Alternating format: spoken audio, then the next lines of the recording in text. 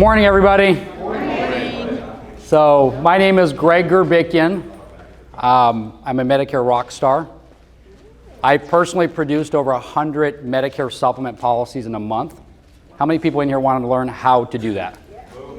Perfect. So let me ask a question right now. Anybody can answer this. What is the hardest part of phone sales? Huh? Who's that? Picking up the phone. Picking up the phone.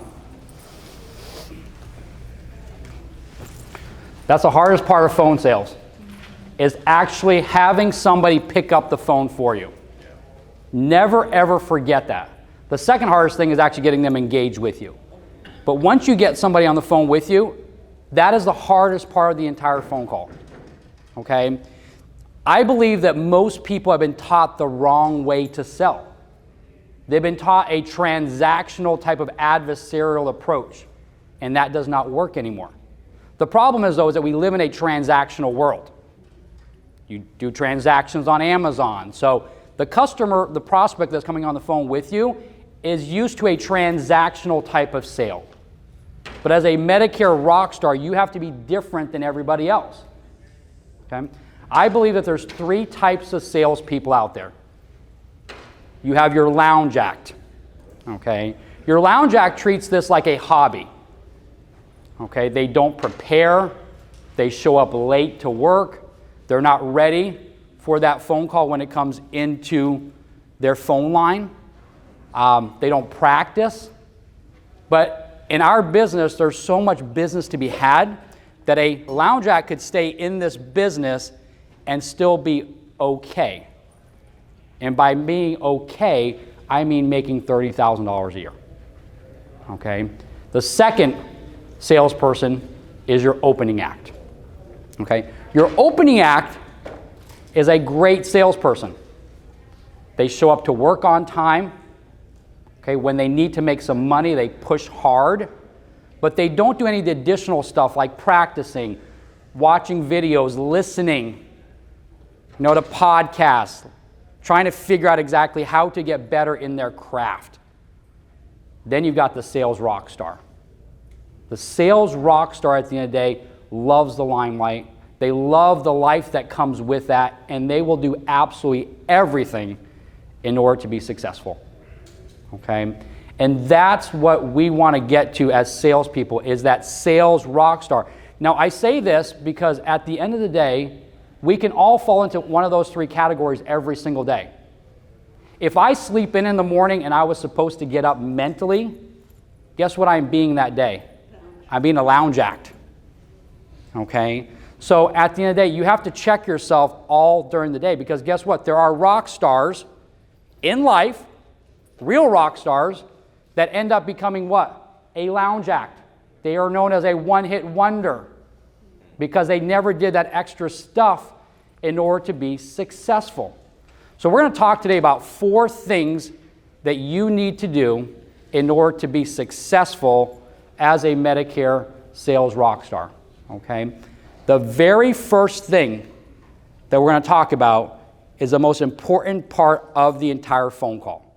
Can anybody tell me what the most important part of the entire phone call is? The warm-up. Yep, the opening. Okay.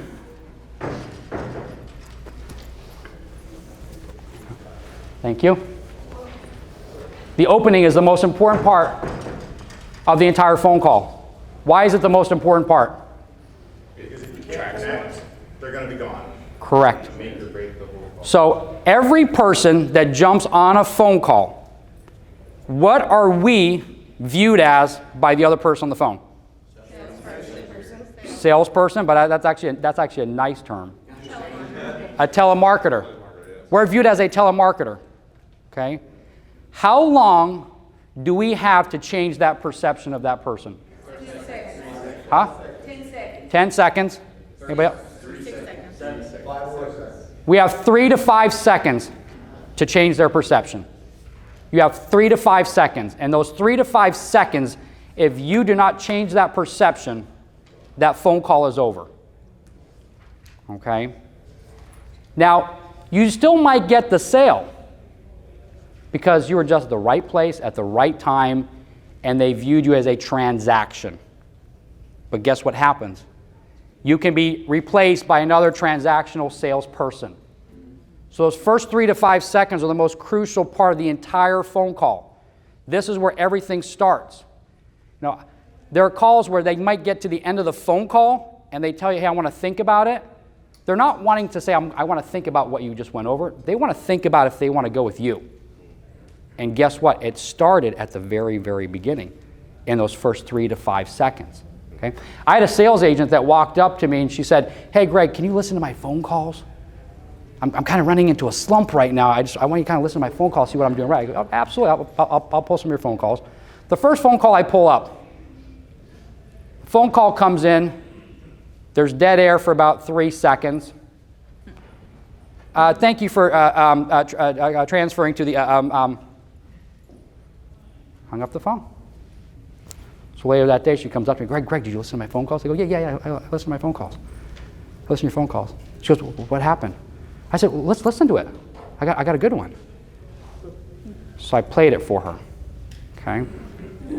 What do you think her reaction was? That's not normal. Yeah, Greg, what other calls did you listen to? That was just kind of a fluke. That wasn't me. I said I didn't have to listen to any other phone calls. That's the only phone call I had to listen to. Because if you're not prepared for the other person is not going to be prepared for you. Mm-hmm. Okay?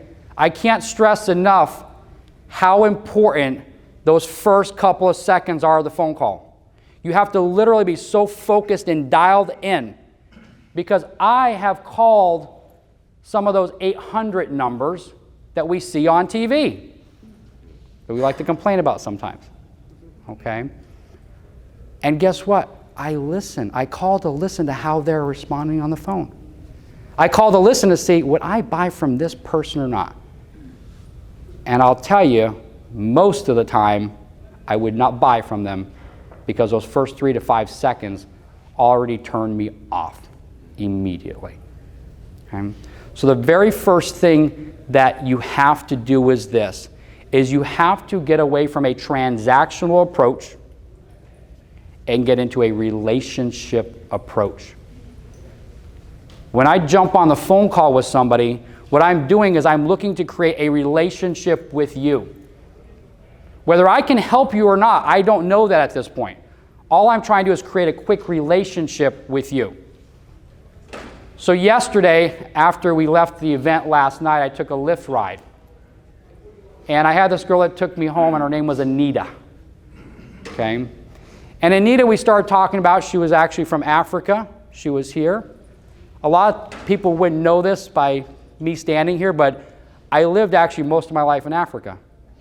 My parents were missionaries, and I was in Africa until I was about 17 years old. So she actually lived in the country right next to me. She told me that she had been to the country. I lived in Ivory Coast, 𝗄𝗏𝗏𝗃.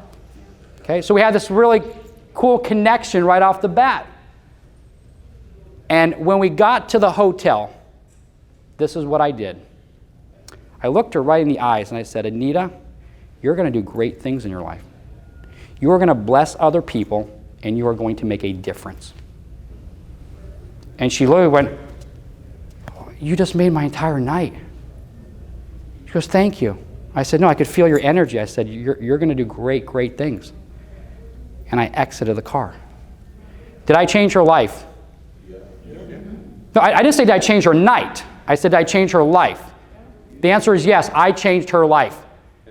Okay, because she'll always come back to that moment, whether she realized it or not, somebody just told her that she's going to be great. I do that on almost every single ride I do. I get to know that person in the car, and before I exit that car, I look them in the eyes and I say, you are going to do great things. You are going to be a difference maker and you're going to touch other people's lives. And every reaction is the exact same thing.